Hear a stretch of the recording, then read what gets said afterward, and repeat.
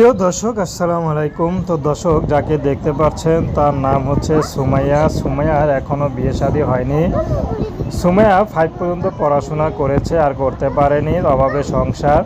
সুমাইয়ার আর কোনো ভাই বোন নাই। তো সুমাইয়ার মা তার এক আত্মীয়র বাসায় কাজ করে, সেখান থেকে কাজ করে যা পায় তা দিয়ে সংসার চলে।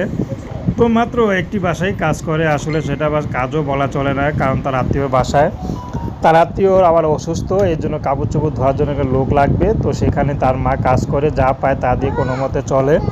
বর্তমানে সুমাইয়ার বিয়ের বয়স হয়েছে, বিয়ে শাদী করবে, এর জন্য সুমাইয়া ইউটিউবে এসেছে।